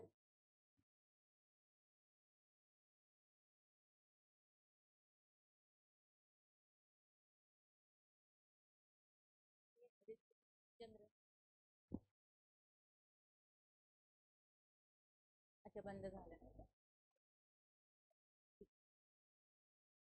आता बिहेवियरल थेअरी ऑफ पर्सनॅलिटीचे कीवर्ड्स काय काय आहे. क्लासिकल कंडिशनिंग आहे, म्हणजे ह्या थेअरीमध्ये क्लासिकल कंडिशनिंग विषयी बोलल्या गेलाय, ऑपरंट कंडिशनिंग विषयी बोलल्या गेला, ऑब्झर्वेशनल लर्निंग विषयी बोलल्या गेला, रिइन्फोर्समेंट, एक्सटिंक्शन, जनरलायझेशन, डिस्क्रिमिनेशन. आता हे जे आहे हे ह्या थेअरीचे कीवर्ड्स आहे, ह्या शब्दांवरच ही थेअरी आधारित आहे. आता बिहेवियरल थेअरी जी आहे पर्सनॅलिटीची ही कशावर आहे, तर लर्न बिहेवियर, जो की ऑब्झर्वेशनल बिहेवियर असतो, जो एक्वायर्ड केला जातो तो क्लासिकल अँड ऑपरंट कंडिशनिंगच्या द्वारे. शास्त्रीय कॉन्टेक्स्ट पण आहे, अनुबंध पण आहे आणि प्रचारण सुद्धा आहे ह्याच्यामध्ये, असं म्हणायला हरकत नाही. म्हणजे हे आहे, ठीक आहे. सोबतच ऑब्झर्वेशनल लर्निंग, म्हणजे ऑब्झर्वेशनल लर्निंग म्हणजे काय, तर माझं जे बिहेवियर आहे, माझं जे वर्तन आहे हे कोणीतरी बघतंय, थर्ड पर्सन बघतंय. एक तर माझ्या ओळखीतलं व्यक्ती असू दे किंवा ज्याला मी ओळखत नाही, गर्दीमध्ये मी कशी बोलतेय, मी कशी वागते, मी कशी भांडतीये, कसं मी माझं मत मांडते, हे कुठेतरी ऑब्झर्व केल्या जात आहे. आणि ऑब्झर्व केल्या जाते आणि मी कुणासाठी जर आयडियल असेल तर जो व्यक्ती मला ऑब्झर्व करतोय, ज्याच्यासाठी मी आयडियल, तो तेच कॅरी फॉरवर्ड करेल. तो तिथं तर्कशुद्ध विचार करणार नाही की ही जी व्यक्ती आहे, भले मी त्याच्यासाठी आयडियल आहे पण माझ्या सगळ्याच गोष्टी बरोबरच आहे किंवा ऍक्सेप्टेबलच आहे असं होत नाही. पण तो शिकतो आहे जसं मी बिहेवियर करते तसं, कारण हे ऑब्झर्वेशनल लर्निंग आहे. बरोबर. नंतर आहे रिइन्फोर्समेंट. रिइन्फोर्समेंट मध्ये काय म्हटलंय की प्रतिसाद. मी प्रतिसाद कसा देतीये हे सुद्धा लोक ऑब्झर्व करताय आणि त्या पद्धतीचा प्रतिसाद देण्याचा प्रयत्न करताय. आता बरेचशा वेगवेगळे एक्झाम्पल जर घेतलं तर प्रतिसाद, बँकांविषयीची लोकांची खूप निगेटिव्ह मतं आहेत प्रतिसादच्या कॉन्टेक्स्टमध्ये, की बँकांमध्ये गेलं की इझिली काम होत नाही, त्यांचा सर्व्हरच डाऊन असतो किंवा भली मोठी रांगत असते, मध्ये त्यांचा लंच ब्रेकच होतो, अशी अनेक काम. किंवा बँकेतले लोक, बँकेतले जे एम्प्लॉई ते इझिली काम करत नाही लोकांचं, असं बऱ्याच लोकांचा ग्रह आहे. मे बी हा ग्रह कुणाकुणाचा आहे तर ज्यांना निगेटिव्ह एक्सपिरियन्स आले त्यांना. पण मी किंवा माझ्यासारखे अनेक लोक असू शकतात की ते कधी बँकेत गेले आणि त्यांचं पटकनच काम झालं. मी पॉझिटिव्ह सांगणार, म्हणजे इथे दोन मतं तयार होतात. अजून एक याच्यामध्ये सांगते की ओल्ड एजच्या कॉन्टेक्स्टमध्ये जर आपण बघितलं तर एटीएम, ओल्ड एज लोक काही गुगल पे, फोन पे वगैरे वापरत नाही, ते तेवढी रिस्क घेत. माझी आई सुद्धा कुठलंही ट्रान्झॅक्शन पैशाचे ऑनलाईन करत नाही, बँकेत जाऊन पैसे काढून आणेल, एटीएम मध्ये काढेल. आता एटीएम ची जर रांग लागलेली आहे पुढे, काही लोक आहे, मिक्स एज ग्रुप आपण म्हणू शकतो, की तरुण मुलं आहेत, वयोवृद्ध आहेत किंवा ॲडल्टहुड मधले आहेत, आणि मध्ये एक सिनियर सिटीजन आहे. आता सिनियर सिटीजनच्या ज्या ऍक्टिव्हिटी आहे, त्यांच्या शारीरिक क्षमता ह्या कमी झालेल्या आहेत. ज्या पद्धतीने आपण पण लगेच कार्ड टाकतो, लगेच पिन टाकतो, लगेच पैसे काढतो, फास्ट करतो ना 1 मिनिटात, त्या 1 मिनिटाच्या कामाला सिनियर सिटीजनला 5 मिनिटं लागू. तोपर्यंत मागे असणारा जेनझी किंवा तरुण गट आहे, करा ना पटकन, करा ना पटकन, किती वेळ. हे जे बिहेवियर त्याचं जे आहे ते कोणीतरी बघत असेल लहान, तर त्या ओल्ड एज व्यक्ती जर आयुष्यात त्याच्या पुढे आला तर तुम्ही त्याच्याशी असाच वागू शकता. की डिपेंड आहे तुमचं ऑब्झर्वेशन. आणि कारण काय आहे तर त्यांचं वय झालेलं आहे, त्यांची शारीरिक क्षमता कमी झाली. इव्हन रिटायर्ड जेव्हा नोकरीमधनं व्यक्ती होतो 60 वर्षाच्या झाल्यावर, का रिटायर्ड होतो 60 वर्ष, तो मरेपर्यंत का नाही काम करू शकत. तर असं ठरलेलं आहे शारीरिक क्षमतानुसार की वय वर्ष 60 झालं की माणसाच्या शारीरिक आणि मानसिक क्षमता कमी झालेल्या असतात, त्यांचं शरीर थकतं, त्यांना आरामाची गरज आहे, त्यांना ऑफिशियली रिटायर्ड केलं जातं.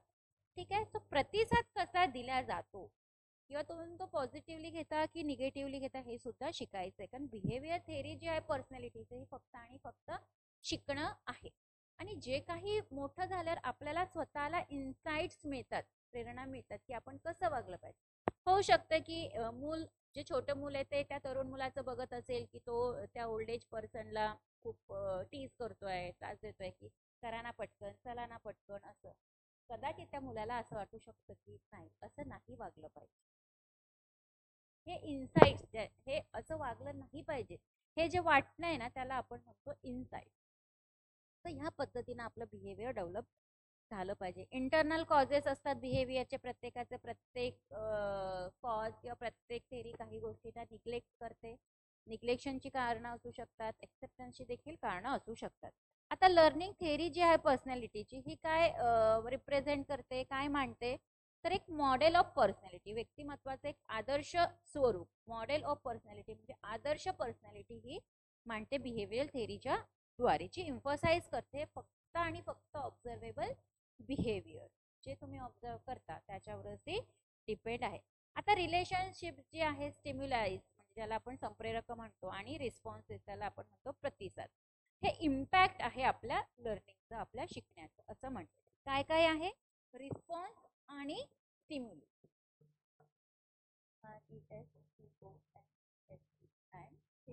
संप्रेरक ज्याला आपण, ठीक आहे. गोष्टी, हे दोन शब्द पण लक्षात ठेवा बिहेवियरल थेअरीमध्ये, की बिहेवियर जे आहे ते रिलेशनशिप आहे स्टिम्युलाय आणि रिस्पॉन्स मध्ये, त्यामधलं एक नातं आहे. आणि हे जे नातं आहे तेच आपल्या लर्निंगवर प्रभाव टाकतो. वॉट एव्हर प्रभाव कसा घेतो, कसा टाकतो, पॉझिटिव्ह और निगेटिव्ह.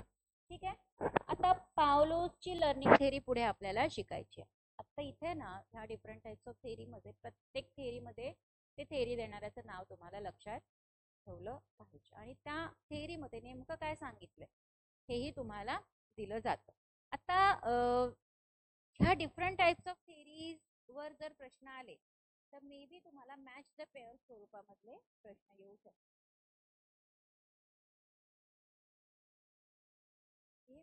नाही, इथे नावच नाही दिलंय ते. इथे काय म्हटलंय ते पुढे मे बी असेल. Pavlov's learning theory of Skinner and Albert Bandura's social learning theory are prominent behaviour theories हे डिस्कस केल्या गेल्या आहे पुढे. कार्ल रॉजर्सचं एक नाव ना, आपली जी सायको अनालिटिक थेअरी आहे ना, त्याच्यामध्ये जो ओडिपस कॉम्प्लेक्स आणि इलेक्ट्रो कॉम्प्लेक्स सांगितला होता, तर ह्याच्यामध्ये कन्फ्युजन होऊ शकतं. ओडिपस कॉम्प्लेक्स म्हणजे काय, तर तो जो वयोगट असतो 4 वर्ष ते 6 वर्षाचा, ह्याच्यामध्ये मुलगा जो आहे तो आईशी जास्त कनेक्ट असतो आणि मुलगी ती वडिलांशी जास्त कनेक्ट असते. इलेक्ट्रो आणि ऑडिपस इथे त्यांनी मेन्शन केला आहे की ऑडिपस कॉम्प्लेक्स हा फ्रॉइडनी मांडलाय, पण जो इलेक्ट्रो कॉम्प्लेक्स आहे तो कार्ल रॉजर्स यांनी मांडलाय. इथे थोडंसं आपल्याला कन्फ्युजन आहे. स्किनर ना, पण इथे पावलोचं पण दाखवलंय. हा ते आहे ना पुढे, ते सांगते मी. Pavlov's learning theory of Skinner and Albert Bandura's social learning theory. बरोबर आहे तुमचं. पावलोजची लर्निंग थेअरी आहे जी आपण पुढे शिकणार आहोत, ते बिहेवियर थेअरी नंतर. पण बिहेवियर थेअरी मध्ये कुणाचं नाव सापडते का बघा बरं गुगलला. Proponent of behaviour theory of personality, proponent of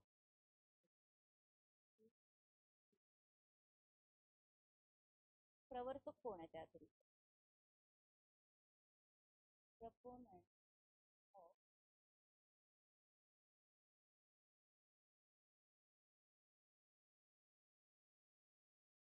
behaviour learning theory आणि बिहेवियरल थेरपी वेगवेगळे आहेत. इथं तर जॉन बी वॉटसन दाखवतो.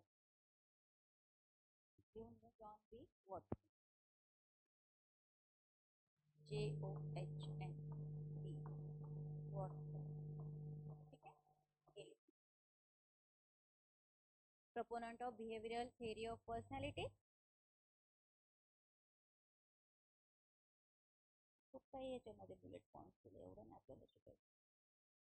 Founder of behavioural theory John Broadus Watson. तिथं अजून त्यांनी डीप मध्ये एकदम कम्प्लीट नाव दिलंय, ब्रॉडस, BROA.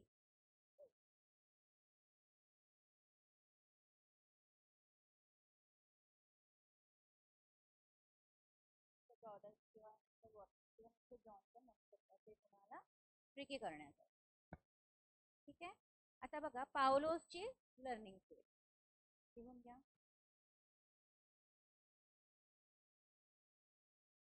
आता ही नुसती लर्निंग थेअरी पण त्यांनी काय काय दिलंय बघा.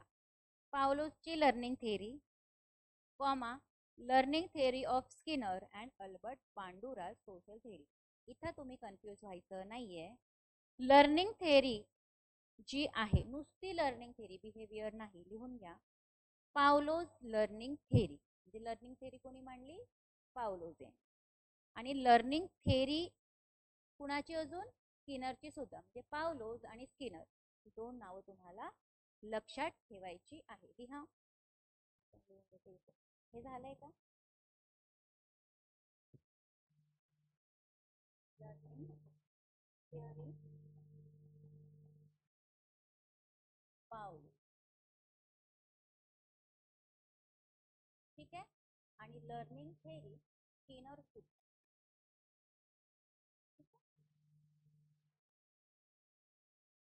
ओके, लिहून घ्या. हे परत लिहा.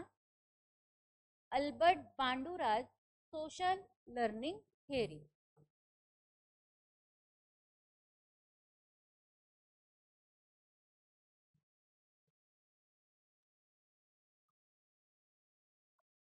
Social learning theory. आता सोशल लर्निंग थेअरीचे प्रपोनंट जर कोणी विचारलं तर कोण आहे.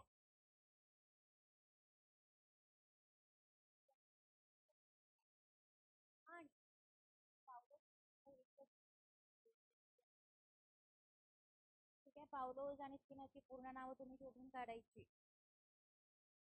ह्या अतिशय डॉमिनंट बिहेवियरल थेअरी आहे असं म्हटलेलं आहे. आता आपण सुरू आहे बऱ्याच. ठीक आहे. मी काय करते आता, आपण पावलोज लर्निंग थेअरी ऑफ पर्सनॅलिटी ही सुरू करूया. फक्त पावलोजची, कारण लर्निंग थेअरी जी अजून दिलेली आहे ती दिली आहे स्किनरची, पुढे दिली आहे ते रॅटचं एक्सपेरिमेंट, इथे कुत्र्याचं एक्सपेरिमेंट, हे मी तुम्हाला समजावून सांगेन. आता आपण सगळे बुलेट पॉइंट्स लिहून ठेवूया. या पावलोज लर्निंग थेअरी ऑफ पर्सनॅलिटी हे झालं.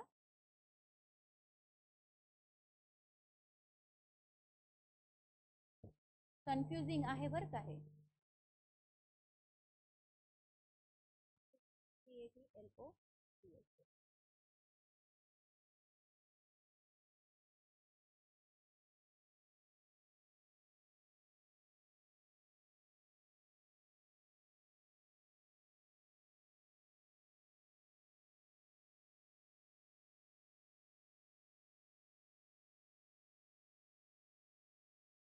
Process of classical condition in depth दिले.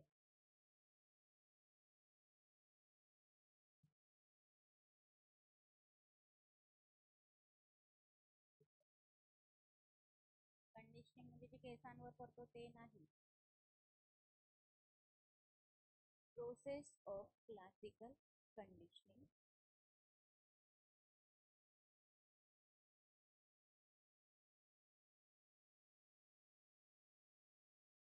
Principles of classical conditioning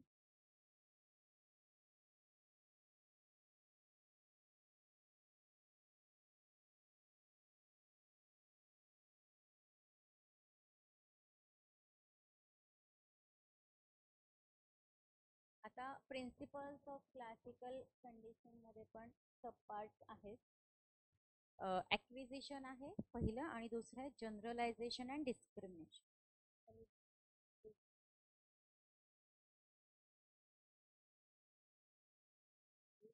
spelling बघून घ्या, ACQUISITRON. आणि दुसरं प्रिन्सिपल आहे generalisation and discrimination.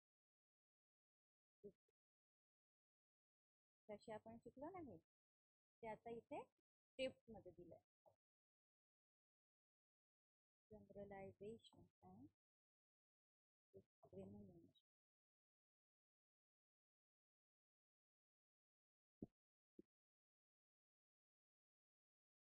Priyanka Waghade दिसतंय का बोर्डवर?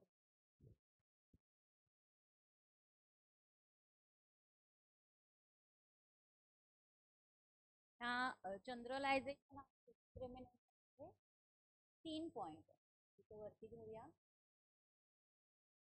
लिहून घ्या. Stimulus generalisation,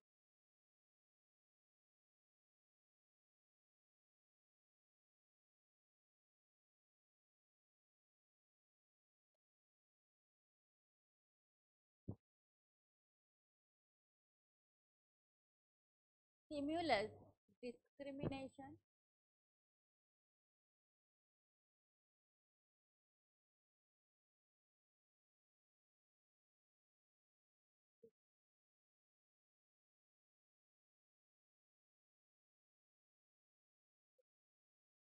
point extinction and spontaneous recovery.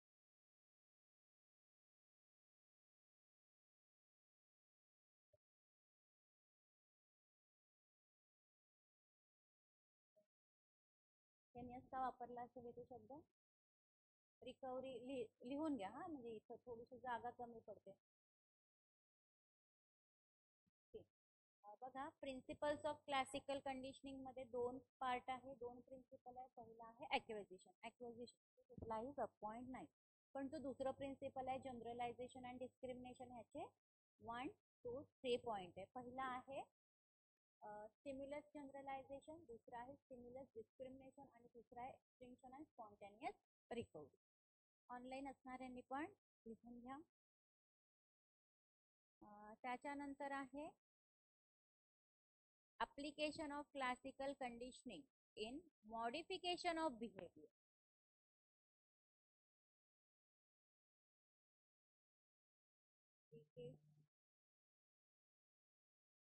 Of what conditioning in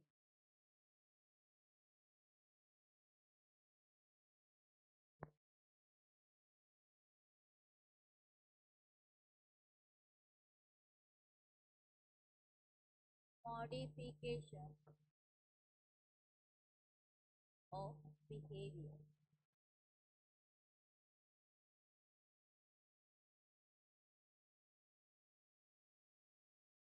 हे लास्ट पार्ट आहे evolution of Pavlov's classical condition.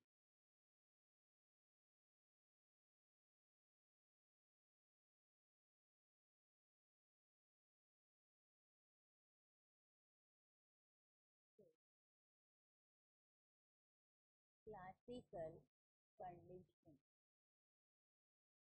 फार टेक्निकल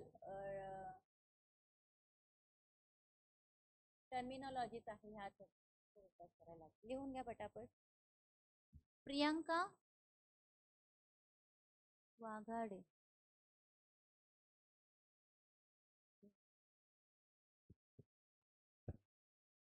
पावलोसचं पूर्ण नाव आहे इवान. EVAN.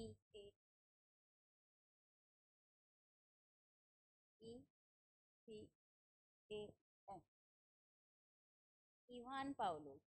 आता ह्याच्यामध्ये तुम्हाला कन्फ्यूज करण्यासाठी पावलोस न वापरता नुसतं इव्हान वापरते. इव्हान पी वापरते. पावलोस देणार नाही कारण तुम्ही पावलो हे शब्द पाठच करून टाकलाय, नाव पाठ करून टाक. हे एक वर्तनवादी अभ्यासक होते, बिहेवियरिस्ट त्याला म्हणतात. Ivan Pavlov was a behaviourist and his theory mainly focused on observable behaviour.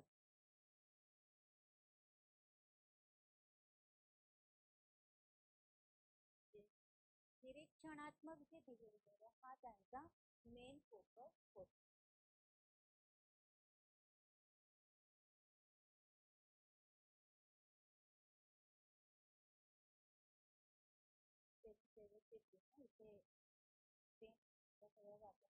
दिसत नाही.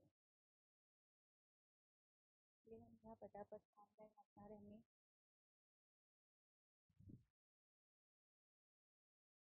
आणि ज्यांचं लिहून झालंय त्यांनी मराठी शब्द शोधून काढा. ऍक्विजिशन म्हणजे काय, ऍप्लिकेशन म्हणजे काय,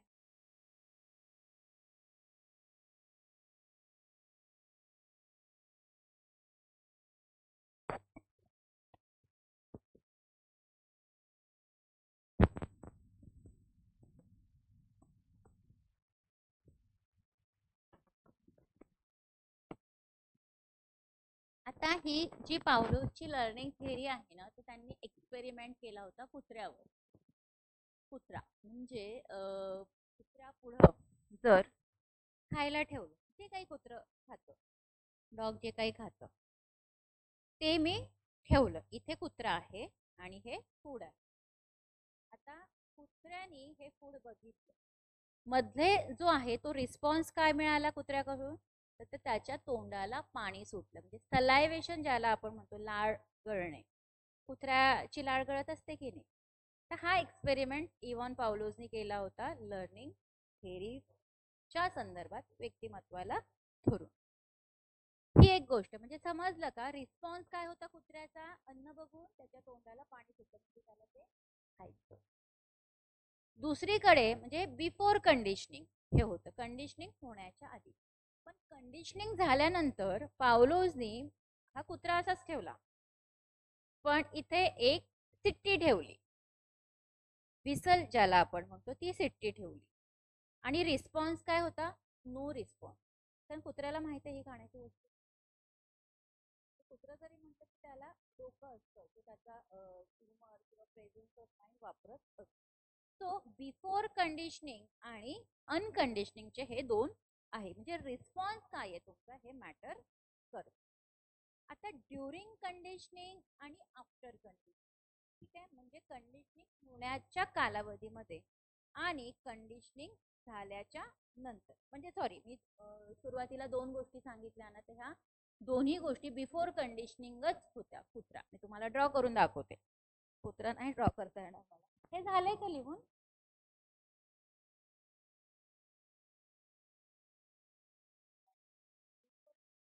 पहिलं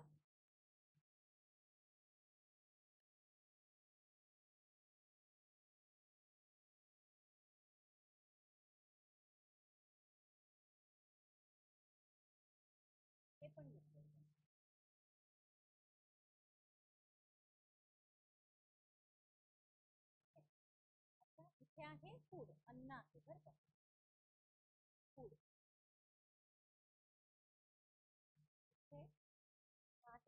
आहे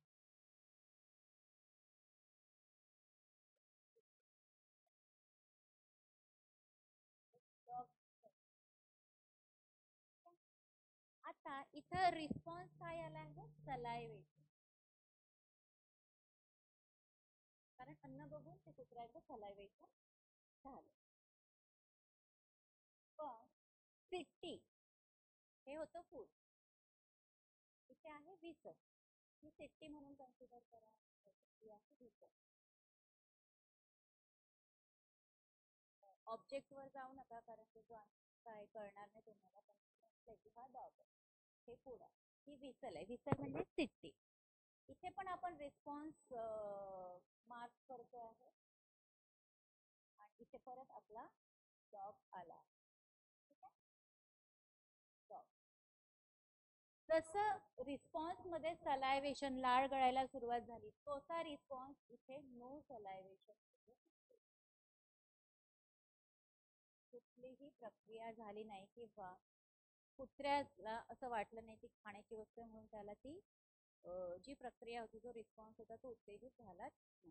इव्हन आपण पण इथं त्यांनी कुत्र्यांवर एक्सपेरिमेंट, आपल्याला पण मोस्टली जे काही गोष्टी खायला आवडतात, पाणीपुरी, रस्त्याला पाणीपुरी दिसली किंवा पाणीपुरीचा वास जरी आला की आपल्याला तोंडाला पाणी सुटतं, आंबट चिंच वगैरे बऱ्याचशा मुलींच्या प्रमाणामध्ये, किंवा आजकाल पिझ्झा बर्गरचं क्रेज खूप वाढलं, अन्न बघून आपल्याला बरेचदा भूक लागली असते की तोंडाला पाणी सुटतं. पण तेच वस्तू दिसली किंवा एखादे कपडे दिसले किंवा कानातले गळ्यातले दिसले तर तोंडाला पाणी सुटतं का? हे झालं बिफोर कंडिशन. ड्युरिंग कंडिशन हे लिहिलं का? हे लिहायचं असेल, मार्क करायचं असेल तर घ्या करू, तर मी दुसरा पार्ट पण सांगून देते लगेच.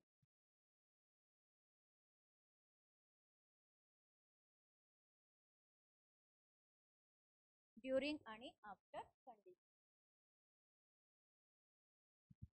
अगेन इथं आता काय केलंय ड्युरिंग कंडिशन मध्ये,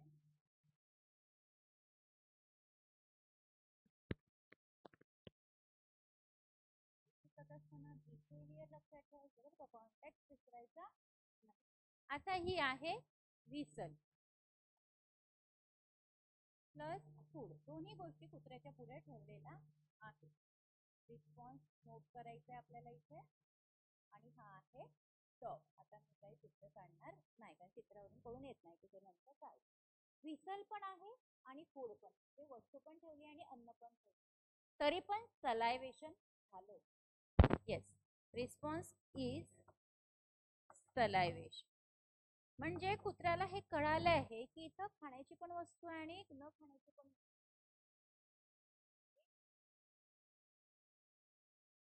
ड्युरिंग कंडिशन. ठीक आहे, नेक्स्ट आहे आफ्टर कंडिशन.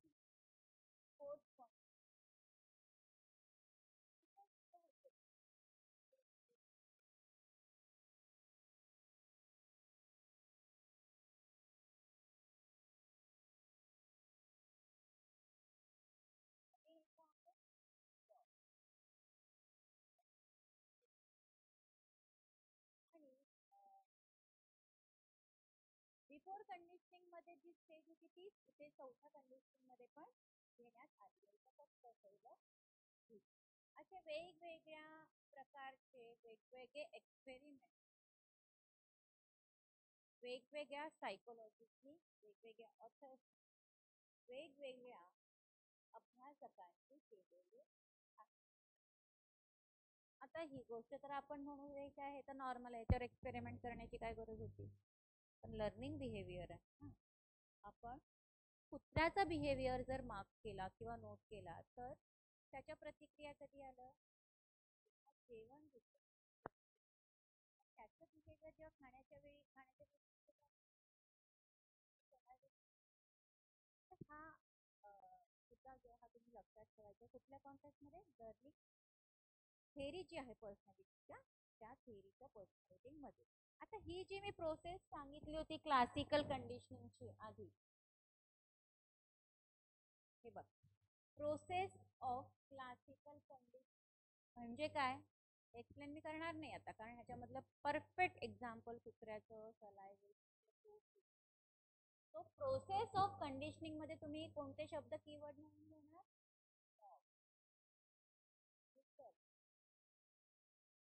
फूड, सलायवेशन,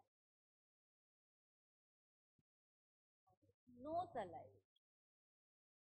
आता जर मी तुम्हाला म्हटलं प्रोसेस ऑफ क्लासिकल कंडिशनिंग आणि एवढी शब्द मी तुम्हाला लिहून दिली, कळलं तुम्हाला नेमकं काय झालंय? थेरी वाचण्याची आवश्यकता नाही. तर ह्या प्रोसेसेस असतात, अशाच प्रोसेसेस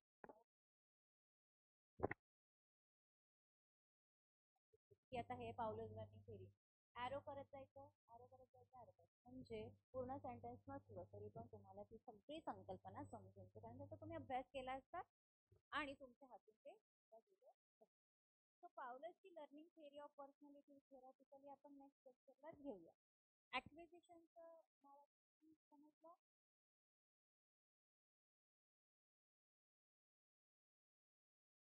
प्राप्त कर, जनरलायझेशनचं ऑलरेडी सामान्यीकरण आणि principle of classical similar generation म्हणजे काय?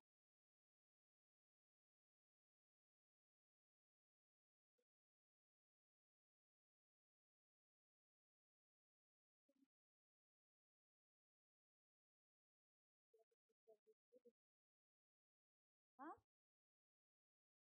संप्रेरक प्रेरक सिमिलर.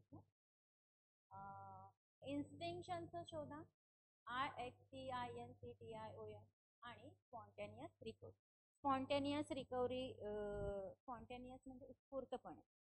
एक्सटिंक्शनचं शोधा आणि बघितली.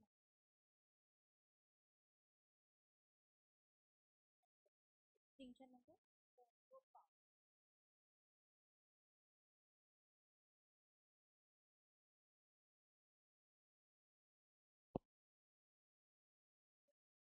करता गो फॉर UPSC.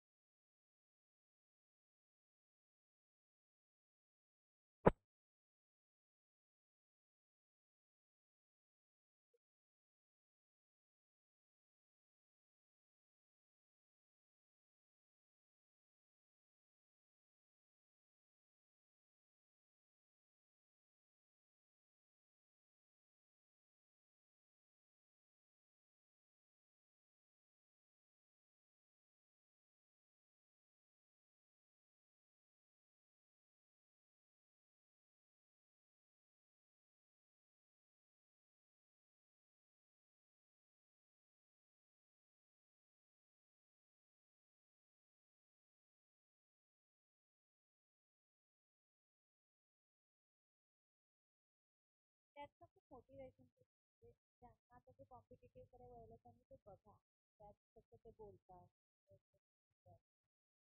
इव्हन एका ह्याच्यामध्ये ते जिओग्राफिकल होते, पण तुम्ही बिलॉंग करत त्याची मूळ गाव त्या संदर्भात करते. हे तर करा DME बघा काय होतं. हा खूप निघून जाईल. नेट प्लान ए आणि प्लान बी ना दोनच, प्लान झेड पर्यंत तयार. इथं तुम्हाला डिप्रेशन नैराश्य येते, हे महत्वाचं की आयुष्यात तुम्ही कशा पद्धतीनं पुढे जा. आणि आपण आता म्हणजे एक प्रिव्हिलेज आपल्याला हे मिळालंय की आपण खूप शैक्षणिक ह्याच्यात उतरलोय. आधीच्या पिढ्यांना नव्हतं ते, खूप स्ट्रगल करायला लागेल. आता इझिली सगळं मिळतं. चलो नेक्स्ट लेक्चर मध्ये नंतरचा टॉपिक करूया, कंटिन्यू करूया हे सगळे मुद्दे. ह्याच्यातला एक पार्ट आपला झालाय, बाकी थेरॉटिकल विथ एक्झाम्पल्स आणि कीवर्ड मी तुम्हाला समजावून सांग.